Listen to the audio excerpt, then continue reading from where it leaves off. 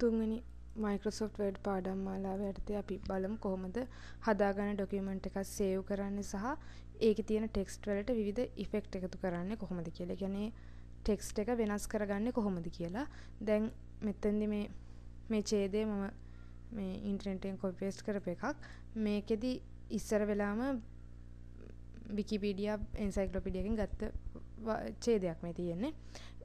ඒක මේක මම ටයිප් කරේ නෑ. නමුත් ටයිප් කරමු ටෙක්ස්ට් එකකට තමයි මේ විදිහට වෙනස්කම් කරන්න ඕනේ. මේ වගේ දැන් මේ X files කියලා මේ මුලින්ම තියෙන වාක්‍යයට වෙනස්කමක් කරන්න ඕන නම් අපි ඉස්සර වෙලා එක highlight කරගන්න ඕනේ. highlight කරන්නේ නැතුව effect එකතු කරාට ඒවා මේ භාවිතා කරන්න බෑ. කියන්නේ මේ අකුරු වෙනස් වෙන්නේ highlight කරන්නේ නැතුව මේවා යදුවා කියලා ඒක වෙනස් වෙන්නේ නැහැ. ඒකින්ද highlight කරගන්න පුළුවන් mouse එකේ left button එක click කරගෙන cursor එක අකුරු දිගේ අරගෙන යන්න පුළුවන්. එහෙම නැත්නම් මේ cursor එක දැන් word වල කරද්දි පේනවා i අකුරක් වගේ තියෙන්නේ word එක මැද්දේදී. ඒක අයිනට අරගෙන ආපුවාම මේක arrow එක පෙන්නනවා. arrow එක පෙන්නන අවස්ථාවේදී එකවරක් click කිරීමෙන් arrow එකට ඉදිරියෙන් තියෙන සම්පූර්ණ වාක්‍ය ඛණ්ඩයම highlight වෙනවා. දැන් මේ විදිහට මේක highlight කරගත්තා. ඊළඟට සම්පූර්ණ ડોකියුමන්ට් එකේ තියෙන සියලුම දේවල් highlight කරන්න ඕන නම් පුළුවන් මේකේ keyboard එකේ control button එක තියෙන්නේ. මෙන්න මේක තමයි control button එක. control button එකත් සමග ඒ අකුර press කිරීමෙන් සියලුම ડોකියුමන්ට් එකම highlight කරගන්න පුළුවන්. එහෙම නැත්නම් මේ විදිහට ඔහොම highlight අර අකුරු ටික ඔක්කොම ටික ඉවරට යනකම් අරගෙන යන්න පුළුවන්. එහෙමත් නැත්නම් මෙතන මේ editing කියලා පෙන්වනවානේ කොටසක්.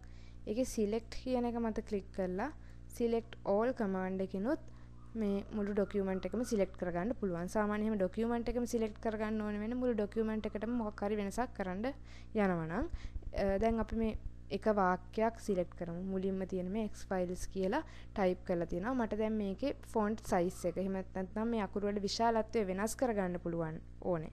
දැන් මේ font කියලා තියෙන්නේ. font කියන කොටස මේ ribbon එකේ තියෙන ඒ font කොටසෙන් තමයි සම්පූර්ණයෙන්ම මේ අකුරු වලට කරන වෙනස්කම් කරන්න පුළුවන්. එතකොට දැන් මේ මට ඕනේ කරන්නේ මේ font එකේ size එක වැඩි කරගන්න. ඒකට මේ grow font කියලා තියෙන කියන්නේ font size එක වැඩි කරනවා. මේ click කරන ප්‍රමාණයක් ගන්න font size එක වැඩි වෙනවා. පොඩි කරන්න අනිත් බටන් එකෙන් පුළුවන්. font size එක අඩු කරන්න. එහෙම නැත්නම් අපිට කෙලිම අගයක් දෙන්න පුළුවන්. අගයන් තියෙනවනේ font 20 අගේ මම දැන් ලබලා දුන්නා මේ මාතෘකාවට. දැන් මේ අකුරු මට තව ටිකක් තද කරලා පෙන්වන්න ඕන නම් මේ bold කියන බටන් එක click කරපුවාම අකුරු වලට bold effect එක එනවා.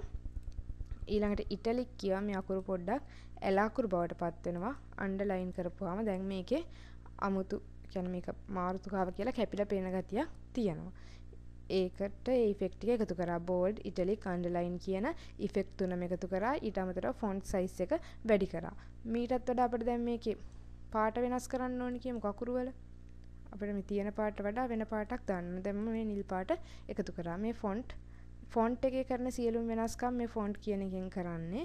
මෙතනින් font එකේ size එක අඩු වැඩි කරන්න පුළුවන්. මෙතනින් bold italic underline කියන ඉෆෙක්ට් එකක් ලබලා දෙන්න පුළුවන්.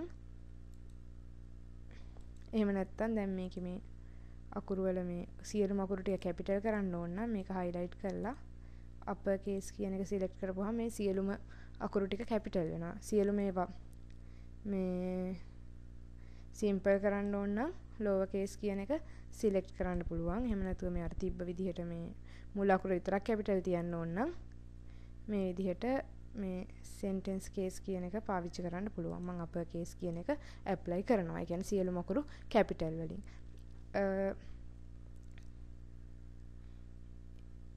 ඊළඟ format කරපු සියල්ලම නැති කරන්න ඕන නම් clear formatting ගිහිල්ලා මේ ඒක කරගන්න පුළුවන්.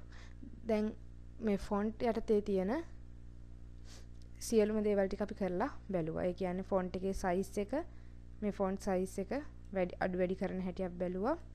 මේක අකුර මේ වාක්‍ය highlight කරලා font size එක වැඩි කරනවා නම් වැඩි කරන්න මේ අගයන් ලබා දෙන්න පුළුවන්. එහෙම නැත්නම් මෙතනින් අඩු වැඩි කිරීම කරන්න පුළුවන්. ඒ වගේම bold, italic, underline කියන effect ටික යොදා ගන්න පුළුවන්. අකුරු වල පාට මෙතනින් වෙනස් කරගන්න පුළුවන්. මේවා ගැන මම පස්සේ කියලා දෙන්නම්. ඊළඟට මේ අපිට දැන් මේ සාමාන්‍යයෙන් මේ අලුත් Office 2007 එකේ default font එක එන්නේ මේක. මීට අමතරව මේ font එකේ විවිධ head, ඒ කියන්නේ දැන් මේ අකුරු head දැන් මේ විදිහ අකුරු. දැන් මේක යොදපුවම කලින් තිබ්බට වඩා අකුරු වෙනස්නේ.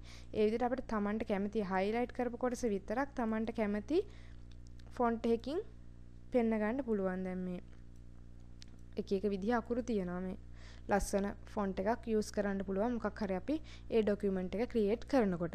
දැන් මේ ටෙක්ස්ට් එකට ඉෆෙක්ට් යොදන හැටි අපි කතා කළේ. දැන් මෙතනින් අපිට මේ තව මොනවා හරි මේ trust no one කියන එක I want to believe මේ ටික bold කරලා පෙන්වන්න ඕන නම් ඒ ටික highlight කරලා, ඒ කියන්නේ දැන් මේක වාක්‍යම නෙවෙයිනේ. මේකින්ද අර මැනුවලිම තමයි අපිට highlight කරන්න වෙන්නේ. bold කරලා italic කරොත් ඒක අර වැඩිපුර කැපී පෙන්වෙන ගතියක් තියෙනවා. ඊට අමතරව තව අපිට ඕන කරන දේවල් FBI agent the investigations of X files කියන ටික අපි bold කර හැකි, underline උත් කර හැකි වුණා. ওই විදිහට අකුරු වලට අදාළ ගැළපෙන දේවල් කරන්න පුළුවන් මේ font කියන කොටසේ තියෙන දේවල් වලින්. මේ සියලුම formatting අපිට remove කරන්න තමයි මේ remove formatting කියන එක තියෙන්නේ. ඒකට ඉස්සර වෙලා erase කරන්න. ඒ කියන්නේ දැන් මේ කරපු මේ format කරා අපි දැන් මේ bold කරා underline කරා මේක හරිය නෑ කියලා අපිට හිතෙනවා නම් මේක ඒක highlight කරලා මෙන්න මේ මෙතන තියෙන මේ eraser එකක් වගේ තියෙන්නේ. format එක clear formatting කියන මේ eraser එකක් වගේ තියෙන එක click කරලා මේ ඔක්කොම ටික අයින් කරන්න පුළුවන්. මේ විදිහට දැන් document එකේ text වලට කරන්න පුළුවන් වෙනස්කම් ටික මම කියලා දුන්නා.